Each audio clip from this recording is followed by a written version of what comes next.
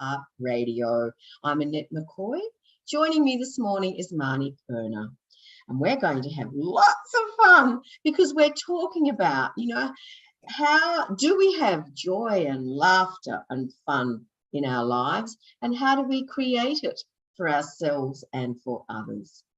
If you are watching anywhere else but on Angel Heart Radio Facebook page and you would like to join us, please go over to there and you can join in the conversation. And we always look forward to having the conversation with you. We love people interacting with us. So here we are, fun and laughter. It is so important. I mean, I live in a village, and the other night there was a small group of us who got together and there was much laughter, and it really lifts our spirits. Would you agree, Marnie? Absolutely. It raises your life energy, raises your vibration.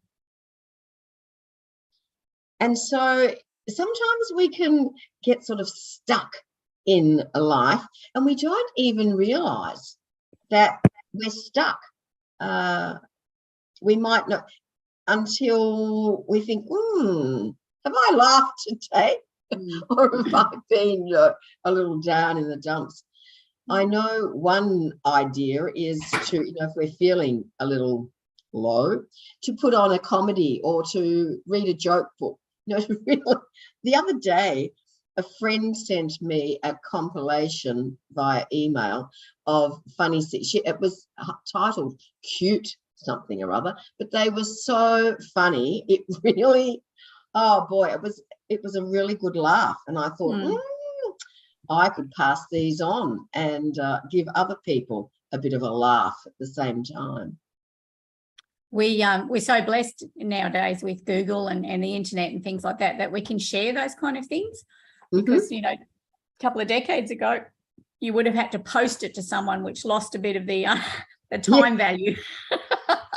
Taking the old snail mail. Indeed, yes. And there's something you've got to remember too is that you have a lot of gifts already or blessings already in the memories of your photos. So our generation possibly has a lot more photo albums than the younger generations. However, go through your photo albums and find pictures of times that made you smile.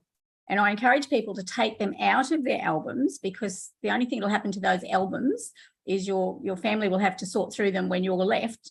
So you might as well be using the photos and make a collage out of a lot of the happy, smiley snaps that you've got, because at the end of the day, if they're still giving you value and blessings, you might as well have them out. And, scrapbooking is quite easy. You just go to the local $2 shops and buy a nice sized frame, take the cardboard out of that and place that on the table, and then get your photos and just spread them all over and have a wonderful time cutting them out to fit. Okay, so don't stress about the fact you're destroying these photos. What you're doing is you're creating another piece of artwork that when you look at it, it makes you smile. It connects you to happy times. It reminds your happy hormones to get a kick out again and to come to and to be happy. All right, and you need those things around you for times when you're not as happy, because when your life energy is a lot lower, it's not as easy to lift yourself up unless you have things around you that brighten you. What a great idea.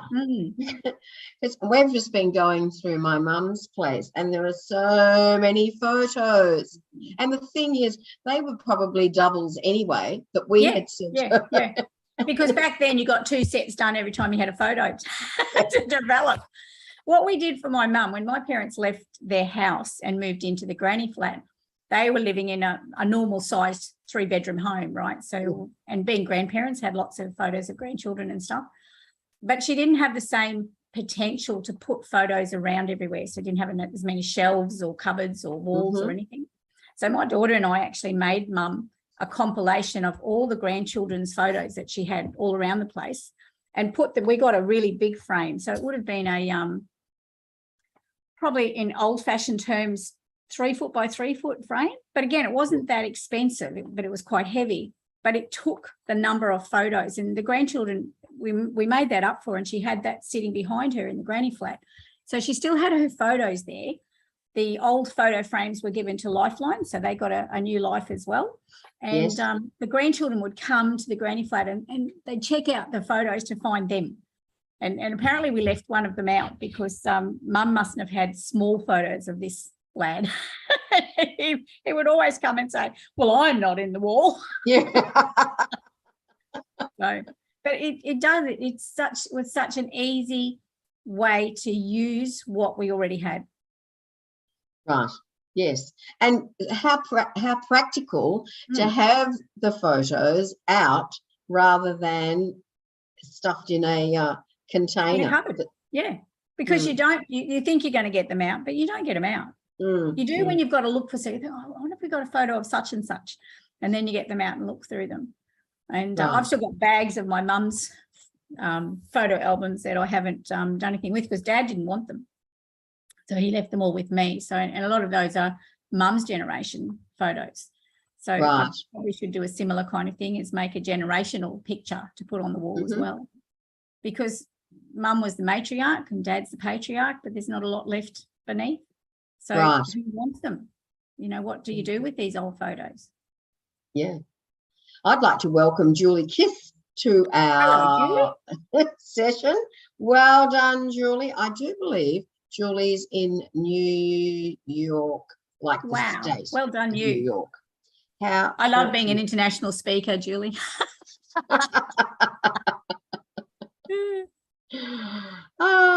Dear. So, okay. So a great use of old photos that we have collected. And the thing is, we have such joy in creating, you know, it, as you said, brings up memories. Because you chat about it. Like while you're doing it, you chat. So, you know, especially if you can do it with someone, like find someone who'll come along and share the fun with you.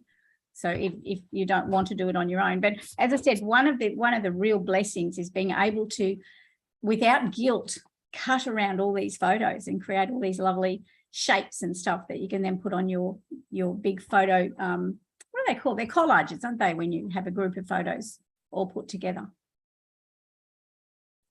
Yes. Okay, so that's one thing we can do. Yep. Some other practical ideas that help us along the way as well. Like that's using photos that would be otherwise in a box, as you say. They're a present from your past self to your future and current self. Okay, so I wonder, Julie, how do you spend your time? What have I done now? I've just lost. I had lost your sound. Glory knows. The wonders of technology. Absolutely. Don't we love it? Now, technology is another can you hear me or not? Oh, yes, absolutely. Oh, yeah. I was going to say another one of the wonders of the modern century is Google. So Google will help you to find happy things. Like you can even Google old movies that made you smile, that you like, you know, the old, I'm showing my age here, but things like Danny Kaye, you know, that the current generation probably have never heard of, but were really, really funny and enjoyable movies to watch. Do you remember Danny Kaye? You're my generation. I do remember Danny Kaye. Yeah. And I mean, he had a couple of more serious movies, but the majority of his movies were very comical. You know, the current actor probably that has a lot of comical kind of movies, but always had a serious twist at the back was Robin Williams movies. Oh, yes. But, you know, find something that makes you laugh. Find something that you're watching. Now, I did a presentation once for the Disability Services National Conference, and what we did was we were trying to teach the people that worked in disability care how to uplift themselves, because a lot of time it can be sad for them to work in that environment. They might lose, you know, their patients regularly, or it is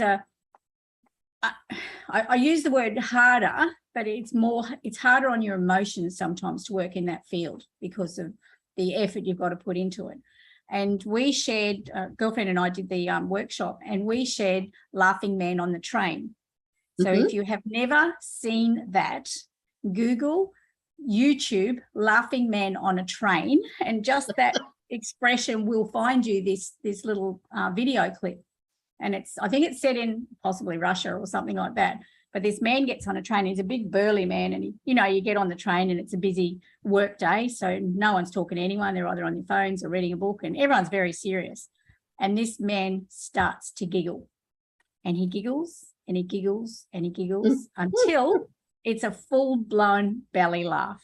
And honestly, watching the reactions of the people around, people are trying not to smile, and then they're trying to see what he's laughing at. But eventually the whole carriage is smiling at each other and laughing and joyful. So it went from this really heavy, busy energy to this really joyful, light energy. And when he's got everyone smiling, the gentleman gets off a train and you see him get on another one, and he starts the whole process again. Oh. But it's a very, very enjoyable clip to watch, and it will make you laugh. It's like listening to a baby giggle. You can't help but smile back at it. That's right. And see, there are laughter clubs where you can go along to a group and you simply laugh. And there's laughter yoga, I think. Yes. Yeah. I did that once in a class that I was facilitating.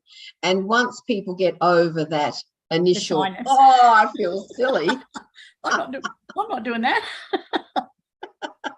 It is, and it's infectious. How often do we laugh at somebody else laughing? Yeah, it's contagious. I've got I share this smile page with a lot of clients of mine, and it's talking about what a smile does. Now, a smile is infectious. It'll infect a lot of people. It makes people, it's got this thing called a, I forgot the name, but if you smile at someone, they will automatically smile back at you, right? So it's got this mirror neuron concept happening, or laughing is the same. So is yawning for that matter, but laughing is more fun. But it's also free. It doesn't cost anything to laugh. It is highly valuable for another person because you don't know what that person's going through that day. And for you to gift them a smile is huge. And smiling and laughter is my number one top tip to raise your life energy with, because I created these, I didn't create them, but I came up with the field of 10 top tips to raise someone's life energy. And smiling is number one. And in disasters, natural disasters, the value of a friendly smile and a hug is huge. It's soon after that, the euphoria rubs off and people come back down to earth and have to deal with crap things. But that initial comfort that they get from a smile and a hug is massive. Oh, yes. And smiles cost nothing. Hugs are free, and how wonderful that we're able to hug. We're allowed to hug again. Absolutely. Yeah. I must admit, the old elbow hugs are just not as good, are they? No, I must admit, though, I do, especially when I'm meeting somebody for the first time, it's like they might put their hand out or simply say hello, and I say, I'm a hugger. Would you like a hug? And and I think that's what we learned to do now, is to get permission rather than automatically just doing it. We've learned to, I wondered what was coming on my screen. It's a fly. Get out of here. It is, it's something that you also use more muscles to smile than you do to, you use less muscles to smile than you do to frown. So frowning takes more energy. Okay, so you may as well just smile and be done with it. Indeed. Just getting back to hugs for a moment, I know there was a woman over in England, gorgeous Deborah, who started a hugging, if you like, community, and encouraging people to offer free hugs. And I know even during the last couple of years down here, there was somebody wearing a sign in Melbourne saying free hugs. And I think up here they're called the Hug Patrol. There's a number of groups up here called the Hug Patrol. Right. Yeah, and they were the same thing. They would meet and do hugs. Stand on corners and offer people hugs.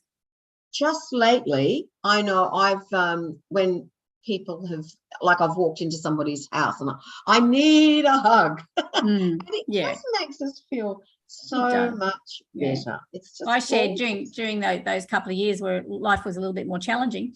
I would share this page I've got, which is a comical page, and it's almost like a skeleton. So it's a skeleton of part of the body, but it's the chest area, and it's showing the rib cages all having hands on the end of them, and the ribs on both sides are hugging the whole chest. So they're hugging the heart and the stomach and the lungs and everything. And it's just this really nice picture of a personal hug that I would share with people. But because it was a bit more comical, like it was more abstract, it gave them a bit of a laugh too. Yeah. And it's nice to have on your wall again, to remind yourself, to give yourself a hug. If there's no one else to hug, just give yourself one. Isn't that just wonderful? Yeah. And you can, yeah, really get into it. Hey? We're obviously huggers, okay? Those that are watching this that are not huggers are going, these people are weird. So, but look, your life energy is it sits in the middle of your chest, right? It's where behind your heart there, and it's your immune response. It's your get up and go. It's your enthusiasm and motivation for life. Now, it needs to be ignited and kept going, because if you lose some of that, if the light is not working as well, then you find it harder and harder and harder to pick yourself up. So you need to know what things impress you, what things make you laugh, what things make you smile, and have them around you so that when you're feeling a bit low, you can look at those things and go, you know what, I am a bit low today, but tomorrow I'll be better, and these things will help me do it. So identify what your guideposts are for happiness. And honestly, Annette, in my work, I meet many people that cannot tell me one thing that makes them happy. Really? You'll say to them, what gives you joy and happiness? And they'll go, oh, well, maybe no, what gives you joy and happiness? What can you do to give yourself joy and happiness?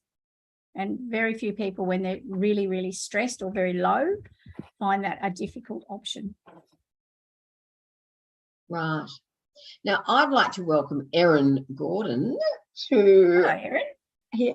Thank you to Erin and Julie for reaching out and saying that they're watching. It's really, really nice to have you. And Julie's saying, babies and puppies make me happy. Yeah. They've worked out the value of kittens and puppies in a workplace as well.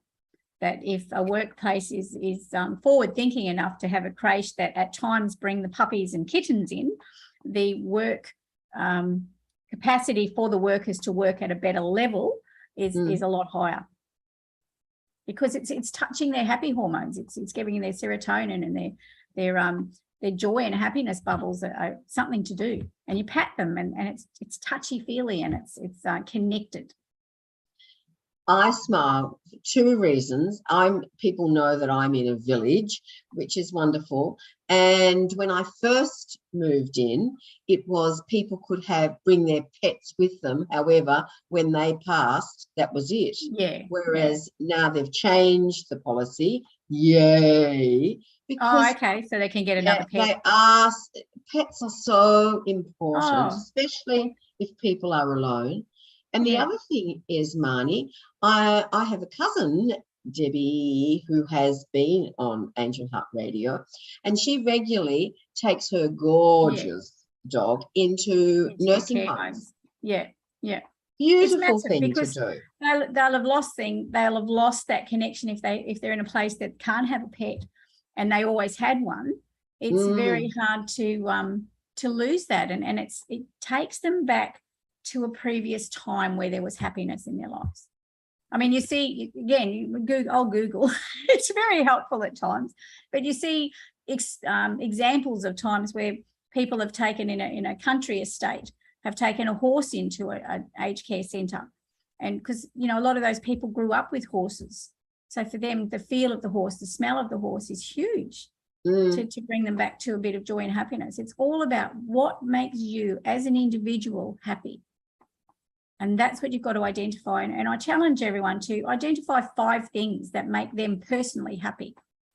Not about you making other people happy. It's about what gives you happiness. and write them down, so that if you've written them down, they're coming out of your subconscious awareness. So it's sitting in the back of your memory banks over here, bringing it forward to the front, to your frontal cortex here. And that way, if you see it, your body goes, oh, that makes me happy, remember? You know, is it a lovely big bunch of colourful flowers? Does that bring back happy memories? Or it doesn't matter what it is. It's just about happiness. Sure. Now, Erin's saying, we are a family of huggers, especially my 7-year-old son.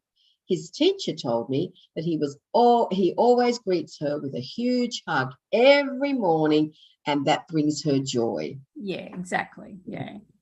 And how hard was it? I was talking to a teacher recently who was saying, you know, the kids coming through from the last couple of years have lost a little bit of that natural enthusiasm because they've had to be so careful.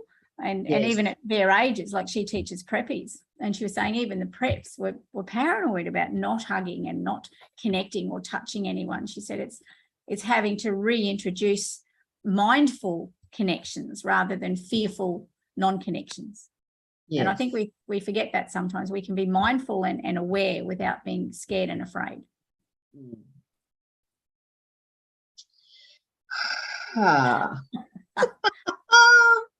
Now, I play with a lot of, I'm a natural therapist, as many of you would know. So I play with a lot of things that give joy and happiness as well. Like I love playing with crystals and colour. And then I've got my essences. Now, I've got a little essence from the Shell Essence group called Little Whelks. And Little Whelks is about touching back into the joy and happiness of your child or your inner child. Regardless of whether your childhood was joyful or not, children are naturally curious and excited and joyful. And the Little Whelks is a tiny, tiny little, one of those little tiny shells that you find in clusters on the beach. And the lady who created the essence was saying when she was first trying to get the message from the Little Whelks, they were just all talking together. Like she said, it was really, really awkward to hone in on one that decided his voice was loud enough to get the message across of what she was trying to share. And so, you know, there's products out there that you can find that give you joy and happiness as well. You know, I've got a beautiful oil called Joy, and Joy creates this magnetic aura around you of joy and happiness and connection to your higher self, which helps you lift up. So just be aware that things are around. So once something is part of your conscious awareness, you're more inclined to see it when it turns up. Does that make sense? Because if you don't, the old adage, you're going to buy a new car and you've never seen a yellow VW. You think, that's it, I'm going to get a yellow VW because nobody else has got it and I'll find it in the shopping centre. Once you've identified that colour and that car make and everything, you're going to see them everywhere. Yes. And it doesn't mean they weren't there before, but they weren't part of your conscious mind. You weren't seeing them. But now that you've told the universe you like them, they're going to show, oh, there's one, there's another. Oh, my God, I've seen them everywhere. So, you know, bring things forward. If you have an idea or a thought, the fact you've had it, the universe is giving you some guidance. So bring it through. Let your guides and your angels assist you to make life easier and happier. Yes. Sometimes we can hang on to our thoughts and we're stopping them being created. I've found that I put out an intention, and it's interesting then when it comes to fruition. I know I've mentioned it before on Angel Heart Radio, but I've had this little conversation with my angels and guides, and I've reminded them that I live in the world of the humans, and as a human, I have a limitation on time and energy. So, you know, angels and guides live in the ether, so they're not as limited by time. Like I'm sure they don't have hours and days and things like that. So for them, something's going to happen at some time, could be 5 generations later, whereas for me, I kind of need it now. So have a little chat to your guides and angels and say, hey guys, remember I'm here in human existence, and if you're going to help me, can you perhaps please give it to me in the current time frame? Well, it helps. Excellent, excellent. Now, our lovely ladies in the chat room are making great. Julie loves our topic, and she will write down 5 things that make her happy. Thank you. Well done. So, yay.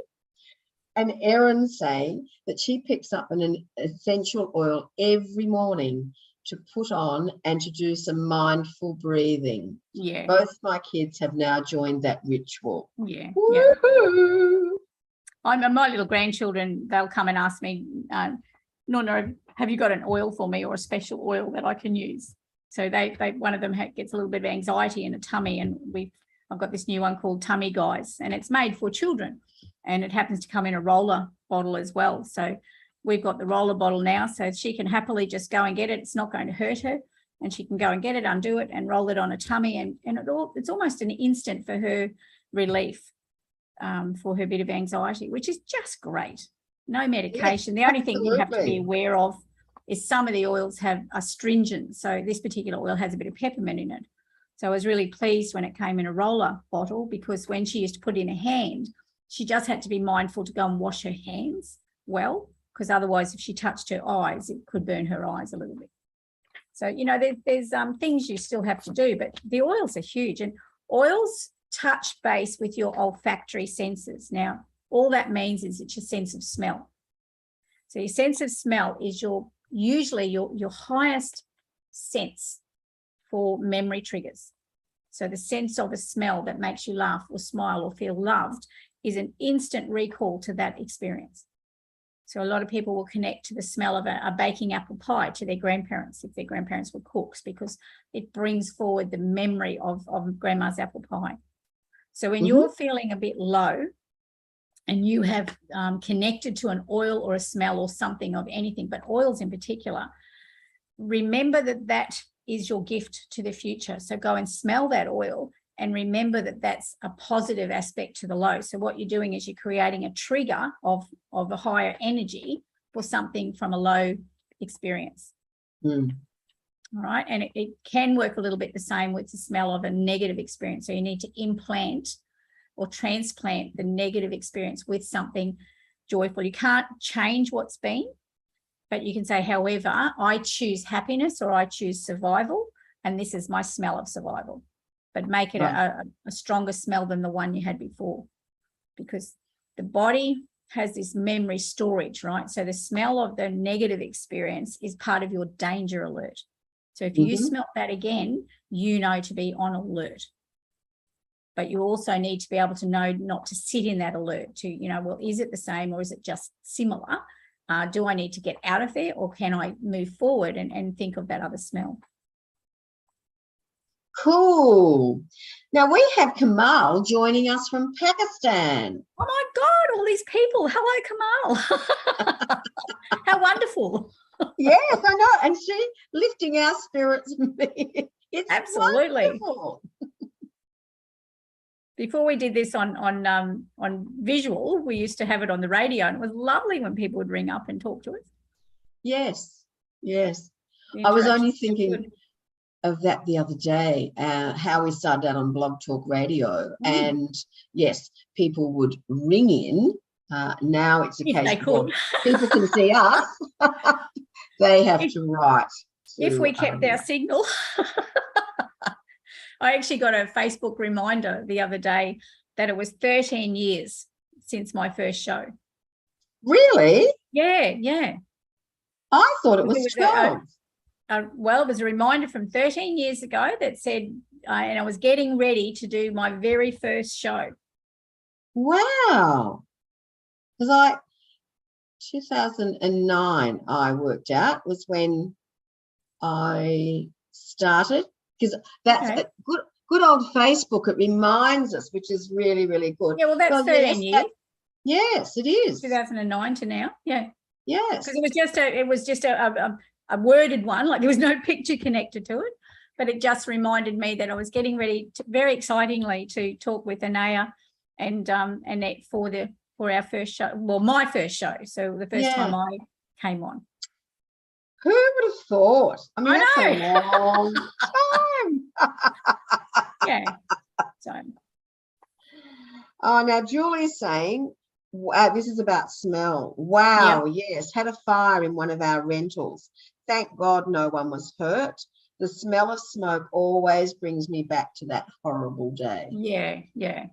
So you need to, as long as you don't stay in that fear, if you find that fear really gives you a shock, because every time we get a shock, our body goes like this, right? So it has to deal with the shock. So you need to either take something like Rescue Remedy or was Julie the one that used the oils? Was that Julie or? Was Julie? Yeah, she used the oils.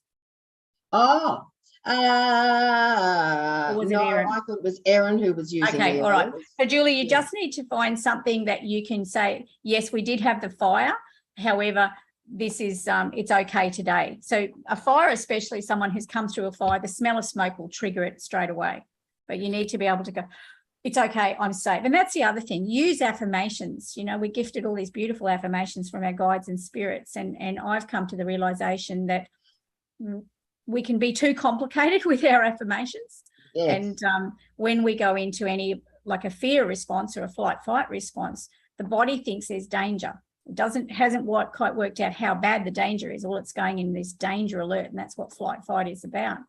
And I've come to the realization that if a client at that stage can identify if it is a real danger that they've got to get out of, like a fire, do I get out of the fire or do I think I'm safe?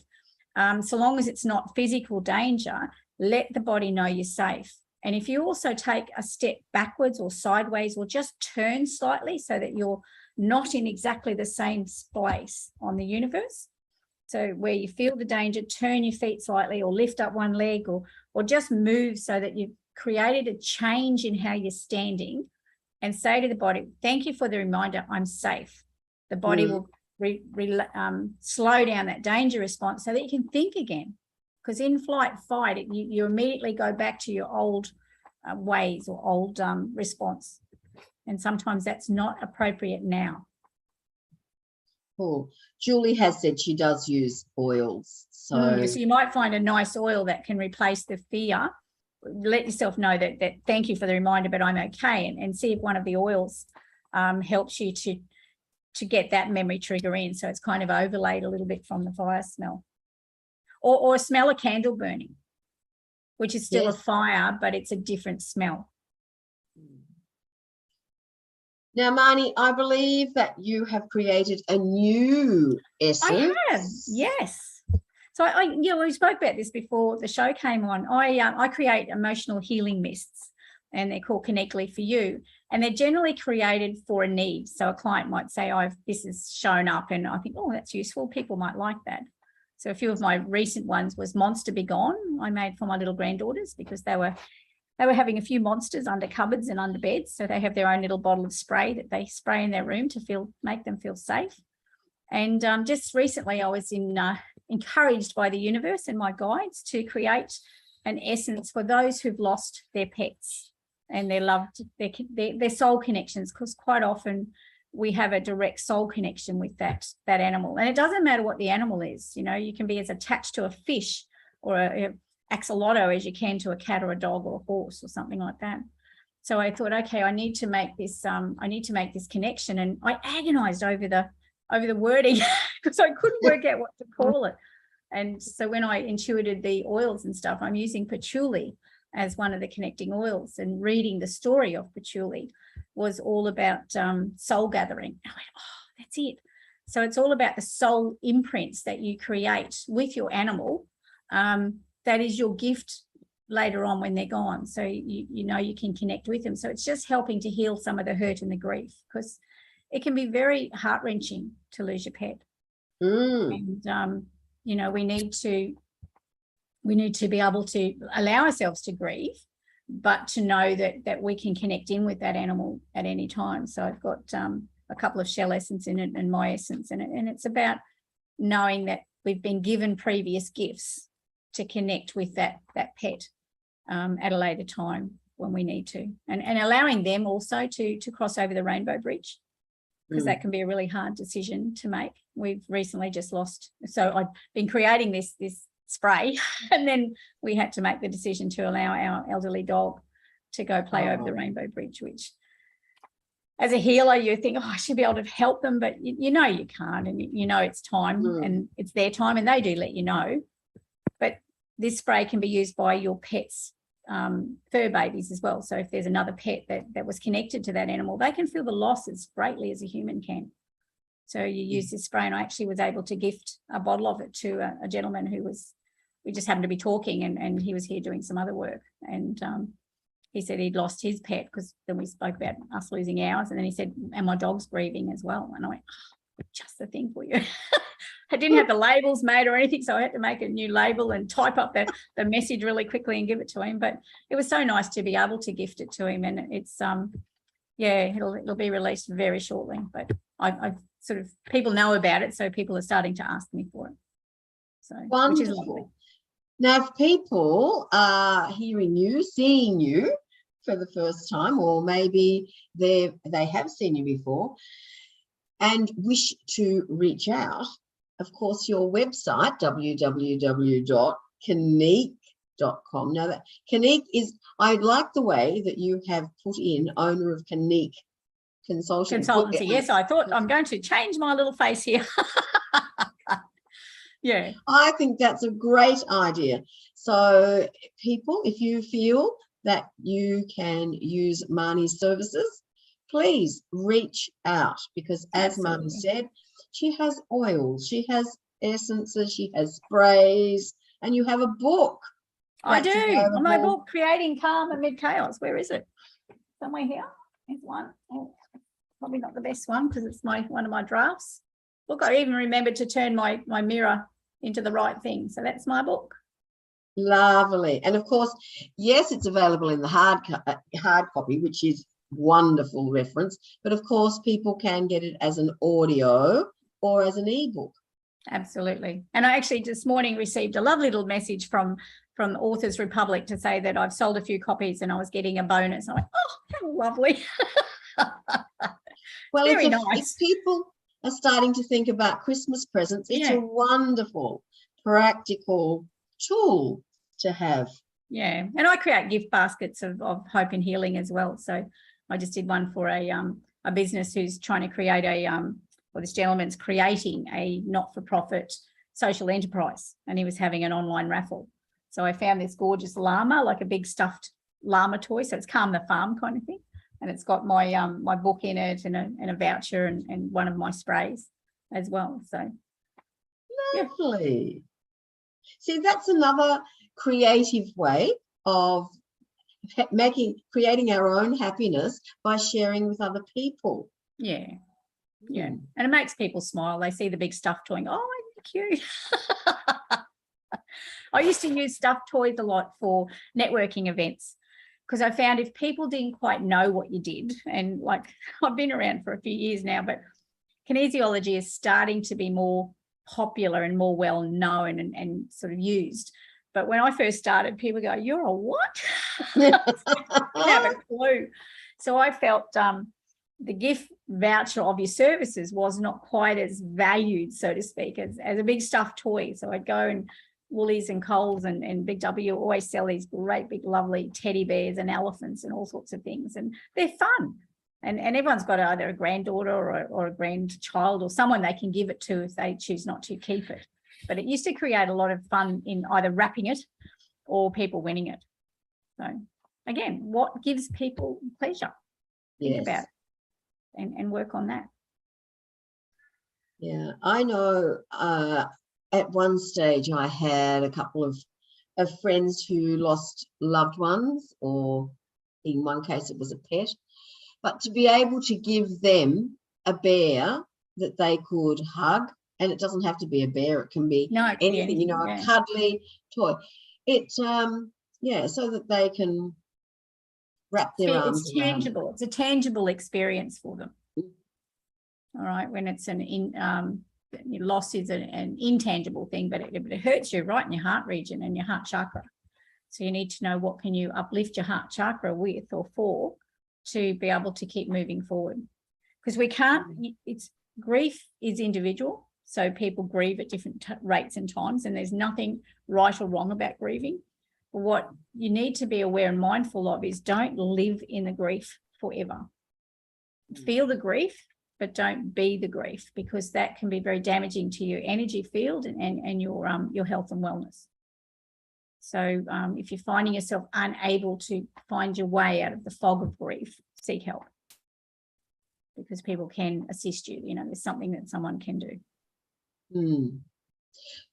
It's interesting, isn't it? Because I often think that our loved ones who have departed, I know that they can see what's going on down here. Yeah. And they certainly don't want to see us upset. No. They want us being able to be joyful. I know I have lots of my mum and dad's things around here. And I've been very fortunate to be able to take some of their furniture that is giving me great joy. And it's wonderful to be able to say, well, thank you, thank you, thank you.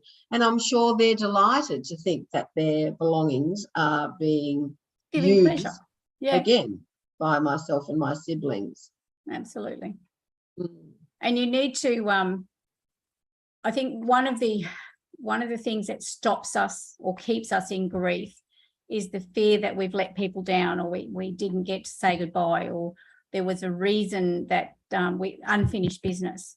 But I believe the souls of our loved ones and pets, it doesn't matter what it is, we've done what we needed to do, because as the soul is released from the physical human body, it allows all that hurt and disharmony to go, because they don't have to hang on to that either. So if you haven't made it to your loved one's passing, that's sometimes really orchestrated by the person passing.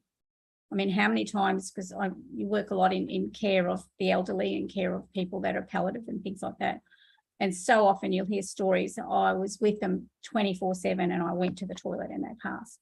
Our loved ones don't always want us there at that exact time. It's their choice to leave at that time. It's not because you did the wrong thing and had to go to the toilet. So just be aware, if you are sitting in that grief of having let the person down, you haven't, because they have chosen that aspect. And it's a, the grief of that is hard to get out of sometimes. So find the joy in your memories. Yes, and that's where the picture boards can be so useful. Yep, definitely. And even like I'll often get clients that feel a bit down and depressed at work, because sometimes work environments aren't made for joy and happiness. They're a little bit more serious. I've got a cat here on my massage table next to my computer who's trying to play cat and mouse with a peewee, which it keeps jumping against the window here. So I'm trying to guard the cat from walking across the computer. Making me laugh, but keeping me on my toes as well. So if you're in a work situation where, the energy is a bit heavier and more serious, and you need somehow to spark your life energy, take a photo of your favorite holiday, one that gives you joy and happiness, one that you look at and you immediately smile because the memory is just really awesome, and have that somewhere close by. It could be pinned on a wall or just on your desk instead of a photo of a person. Just have a trigger. So what you're using them as a pause button, so that it makes you smile again. And honestly, if you're in a serious workshop and suddenly you're looking just off from center a little bit and smiling, people are going to wonder what you're smiling about. So you're creating a bit of interest for everyone as well. So, right. Excellent. You need to take ownership of your own joy and happiness. I think that's the message I've got for everyone today. Yeah. It is up to you, and 100%, you are 100% responsible for your own joy and happiness. So get out and find it. And then also to pass it on, if we're in the workplace, how wonderful to take in treats and put them on someone's on desks. Or even, Marnie, I loved your idea where you carry the smiley faces and you hand them out. They're just little things, but they can make such a difference. It means too that you listen to something about the person around you as well, so you know what make them a bit joyful. That's that connection that we have to people. Now, Julie Kiss has written a little bit here.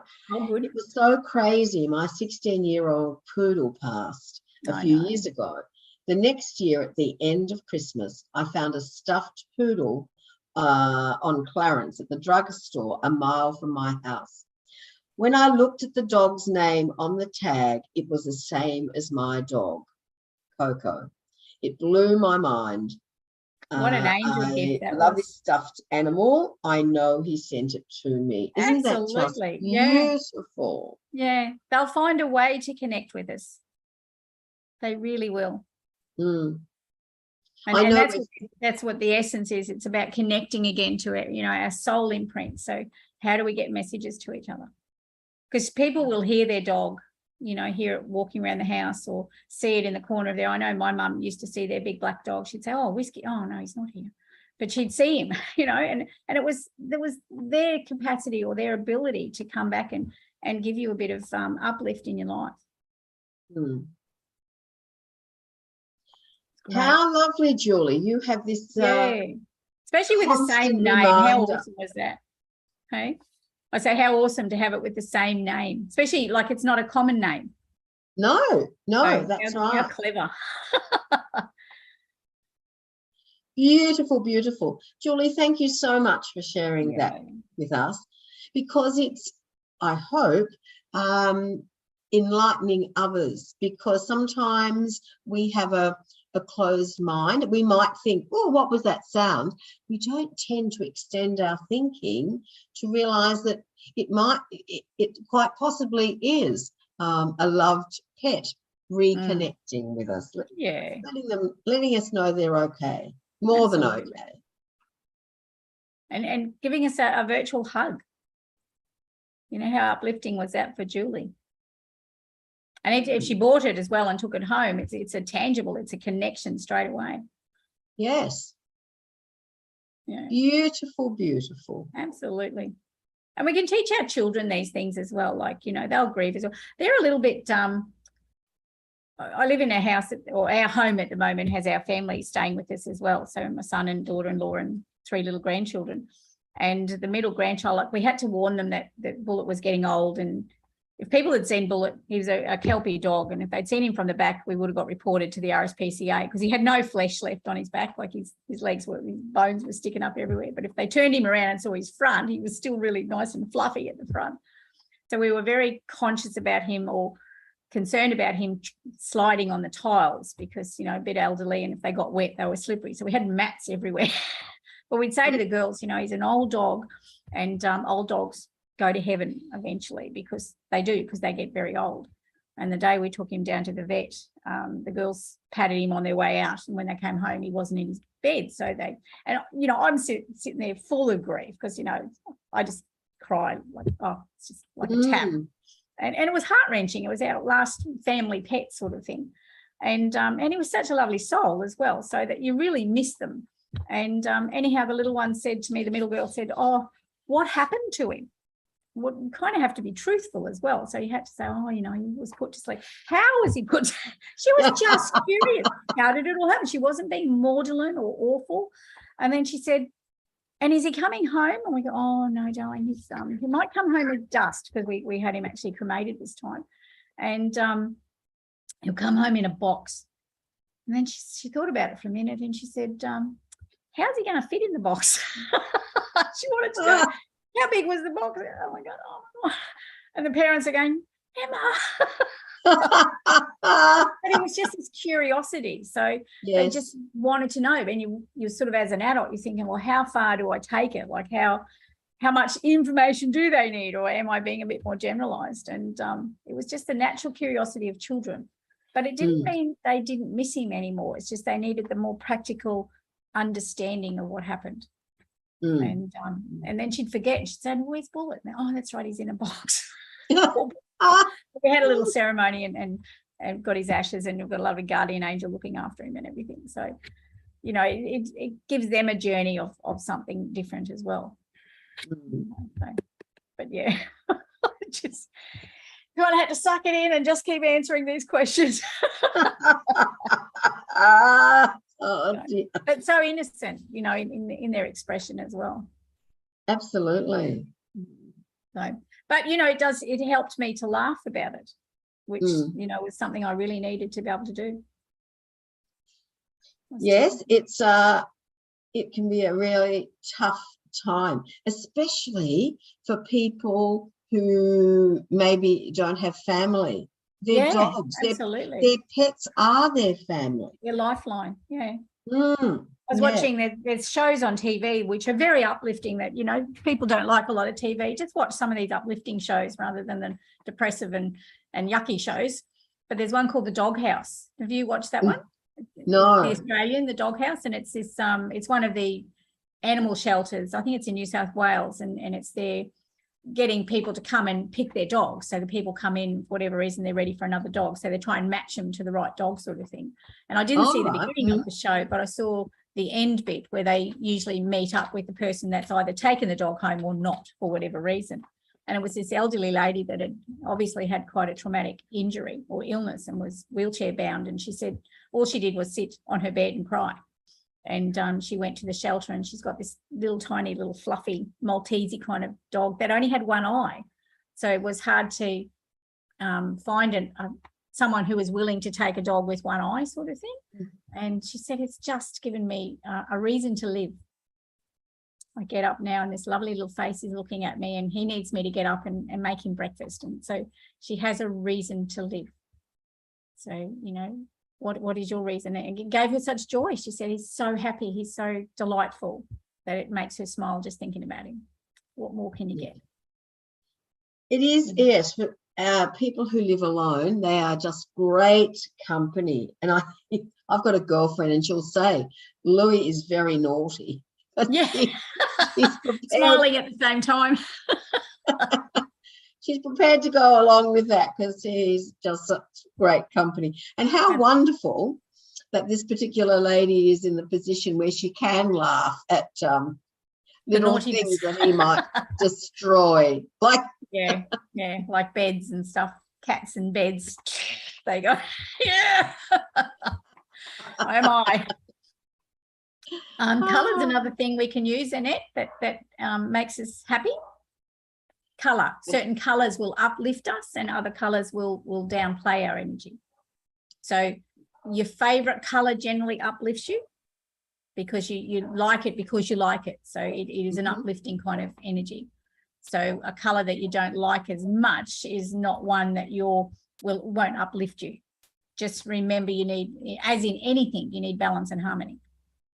Sure. So don't totally devoid yourself of a colour, because we need all colours in our rainbow spectrum. You just don't need to have it out as much. All right. So and what is a happy colour for one person won't be a happy colour for another. So again, it's that very individual connection you have to colour, because colour is a sound vibration. All right. So it's actually something we see as a colour, but it's measured by sound. So, you know, different people's wiring will have a different connection to different colours. Getting back to pets for a minute, Erin says, we lost our beautiful 14-year-old pug last year.